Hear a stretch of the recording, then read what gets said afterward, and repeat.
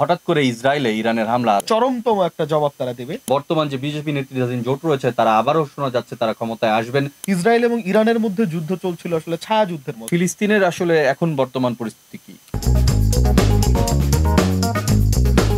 আদার ব্যাপারীকে আজকাল জাহাজের খবর রাখতেই হয়, কারণ বিশ্বের এক প্রান্তে যুদ্ধ বেঁধে গেলে আরেক প্রান্তের মানুষের ভুগতে হয়, বাড়ে ডলার তেলের দাম, শুরু হয় কূটনৈতিক টানাটানি।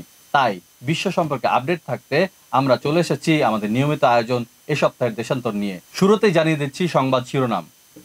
ইসরায়েলে ইরানের নজিরবিহীন হামলা, মধ্যপ্রাচ্যে আরেক যুদ্ধের উত্তেজনা। শুরু হচ্ছে ভারতের লোকসভা নির্বাচন, বিজেপি এবার হ্যাট্রিকের দিকে। কারাগার থেকে অং সান সুচি এখন গৃহবন্দী। যুদ্ধের মধ্যেই জাতিসংঘে ফিলিস্তিনের পূর্ণ সদস্যপদ নিয়ে আলোচনা। মনোযোগ হারাচ্ছে ইউক্রেন সংকট। এখন বিস্তারিত আলোচনায় থাকছি আমি নাসিমুল শুভ এবং মুজাহিদ অনেক। আমরা দেখতে পাচ্ছি যে এবার যে ঘটনাটা এবার বিশ্ব আসলে যে আলোড়ন তুলেছে সেটি হচ্ছে হঠাৎ করে ইসরায়েলে ইরানের হামলা। ঘটনাটি কিভাবে ঘটলো এবং এর শুরু কিভাবে এবং পরিণতি কোন দিকে যাবে বলে মনে করেন? দেখুন, আসলে মধ্যপ্রাচ্যে ইরানের অনেকগুলো ছায়া সংগঠন রয়েছে। যে ছায়া সংগঠনগুলো হচ্ছে ইরানের পক্ষাবলম্বন করে মধ্যপ্রাচ্যে তৎপরতা চালায়, যেমন লেবানন ভিত্তিক সংগঠন হিজবুল্লাহ, এবং মধ্যপ্রাচ্যে আরো অনেক সংগঠন রয়েছে, যেমন ইয়েমেনের হুথি বিদ্রোহীরা রয়েছে, সিরিয়া ইরাকেও রয়েছে তাদের আলাদা সংগঠন। ঘটনাটি যেখান থেকে আসলে এতদূর পর্যন্ত গড়িয়েছে সেটি হচ্ছে গত 1 এপ্রিল যখন সিরিয়ায় ইরানি কনসুলেটে যখন ইসরায়েলের একটি হামলা, যদিও সেই হামলার কথা স্বীকার করেন ইসরায়েল, সেই হামলায় ইরানের যে ইসলামী বিপ্লবের সমর্থক গার্ড বাহিনী তাদের 3 শীর্ষস্থানীয় জেনারেল সহ প্রায় 14 জন নিহত হয়। এর পরবর্তী সময়ে আসলে উত্তেজনাটার সৃষ্টি হয় এবং তখন থেকে ইরান বলছিল তারা এই ঘটনার প্রতিশোধ নেবে, চরমতম একটা জবাব তারা দেবে। এবং দেখা যাচ্ছিল যে পবিত্র ঈদুল ফিতর শেষ হওয়ার পরপরই তারা এই জবাবটা দেয়া শুরু করে। এবং এই ঘটনাটি অনেক দিক থেকে অনেক বেশি তাৎপর্যপূর্ণ, কারণ এর আগে ইসরায়েল এবং ইরানের মধ্যে যুদ্ধ চলছিল আসলে ছায়া যুদ্ধের মতো, অর্থাৎ তারা সরাসরি একে অপরকে আক্রমণ করছিল না, চোরাগোপ্তা হামলার মাধ্যমে। তাহলে বলা যাচ্ছে যে এই হামলার মাধ্যমে আসলে ইরান প্রকাশ্যে ইসরায়েলের বিরুদ্ধে একটি যুদ্ধের মতো শুরু হয়ে গেল। প্রথমবার ইসরায়েলের মাটিতে তার ড্রোন এবং ক্ষেপণাস্ত্র আছড়ে পড়ে। এবং ইসরায়েল যতই বলুক যে তার সবগুলো ড্রোন প্রায় 99% ড্রোন ক্ষেপণাস্ত্র তারা ধ্বংস করেছে, কিন্তু ইসরায়েল যে ইরানের ক্ষেপণাস্ত্র এবং ড্রোনের নিশানায় এই ব্যাপারটা প্রতিষ্ঠিত হয়ে গেল। এবং এখন যে কোনো মুহূর্তে ইরান যে ইসরায়েলে হামলা চালাতে পারে, এই যে একটা সত্য, এই সত্যটা এখন পৃথিবীবাসীর সামনে প্রতিষ্ঠিত হলো। আসলে যেই প্রতিশোধের কথা ইরান বলছিল সেটাকে এই হামলার মাধ্যমে কি আদতে সেই একটা জবাব দেওয়ার মতো হলো, কিন্তু আদতে সেই প্রতিশোধটা কি নেওয়া হলো নাকি ইরান আরো প্রতিশোধ এবং পাল্টা হামলা করবে ইসরায়েল? দেখুন, আসলে প্রতিশোধের বিভিন্ন রকম মাত্রা হয়। এখন ইসরায়েলের মাটিতে ইরান হামলা করতে পারে, এর থেকে বড় প্রতিশোধ আসলে হয় না আসলে, কারণ এর আগে কখনো ইসরায়েলের মাটিতে কোনো ধরনের ইরানি হামলা হয়নি। অর্থাৎ যদি আমরা চিন্তা করি যে এই দৃষ্টিকোণ থেকে যে ইসরায়েলের মাটিতে ইরান হামলা করতে পারে, এই সত্যটা যদি আমরা বিবেচনা নিয়ে আসতে পারি, তাহলে বলা যায় ইরানের প্রেক্ষিতে তার দৃষ্টিকোণ থেকে এটা অবশ্যই বড় একটা জবাব। এখন প্রশ্ন আসতে পারে ইসরায়েল এই পাল্টা আরেকটা হামলা চালাতে পারে কিনা। এখন পর্যন্ত আমরা যা দেখছি, এই সময়ের মধ্যে ইসরায়েল কোনো পাল্টা জবাব দেয়নি, যদিও শোনা যাচ্ছে তারা জবাব দেবে, কিন্তু এখনো পর্যন্ত তারা কোনো জবাব দেয়নি। এখন এই ঘটনা সামনের দিকে কোন দিকে মন নিবে সেটা আমাদের দেখতে হলে মধ্যপ্রাচ্য পরিস্থিতির উপর নজর রাখতে হবে, আমাদের সেই অপেক্ষাটুকু করতে হবে। দর্শক শুনছিলেন ইসরায়েল এবং ইরানের যে সর্বশেষ পরিস্থিতির কথা। আমরা এরপরে চলে যাব ভারতের লোকসভা নির্বাচনে, যেটি আসলে বাংলাদেশের জন্য অনেক গুরুত্বপূর্ণ একটি বিষয়। দেখা যাক আসলেই বর্তমান যে বিজেপি নেতৃত্বাধীন জোট রয়েছে তারা আবারও শোনা যাচ্ছে তারা ক্ষমতায় আসবেন।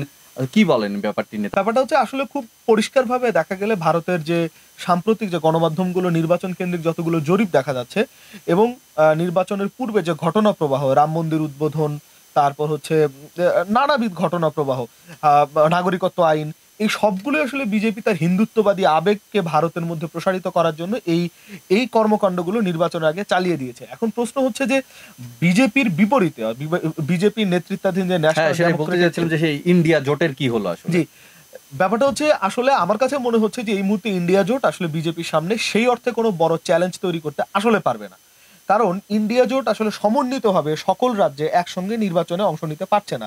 বিভিন্ন রাজ্যে তারা পরস্পরের প্রতিদ্বন্দ্বী, যেমন পশ্চিমবঙ্গে তৃণমূল কংগ্রেস এবং সিপিআইএম তারা ইন্ডিয়া জোটের সদস্য হলেও তারা কিন্তু রাজ্যে পরস্পরের প্রতিদ্বন্দ্বী।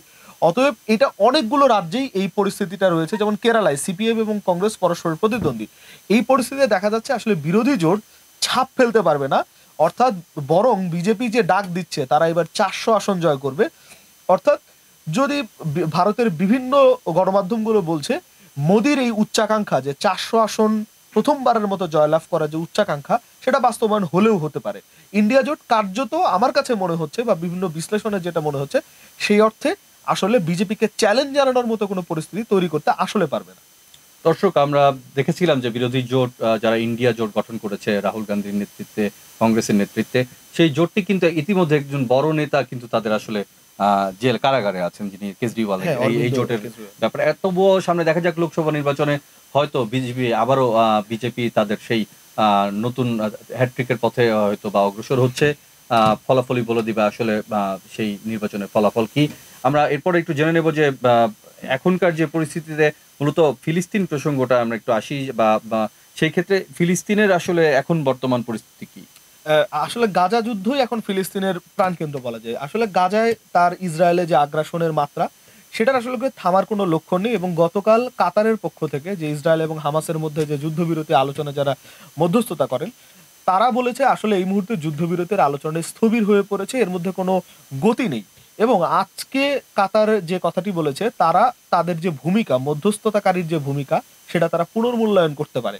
অর্থাৎ দেখা যাচ্ছে যে হামাস এবং ইসরায়েলের মধ্যকার যে যুদ্ধবিরতির আলোচনা, এটা আসলে কোনো তাৎপর্যপূর্ণ সফলতার জায়গায় যাচ্ছে না। এবং ফিলিস্তিনিদের প্রাণহানির যে সংখ্যা, সেটা দিনে দিনে বেড়েই চলছে। এবং আজকে সেটি 34,000 স্পর্শ করতে পারে। প্রতিনিয়ত সেখানে প্রাণহানি হচ্ছে। এই মানে গাজার পরিস্থিতিটা হচ্ছে মূলত এখন মানে এটাই, সেখানে আসলে ইতিবাচক কোনো পরিস্থিতি আসলে দেখা যাচ্ছে না।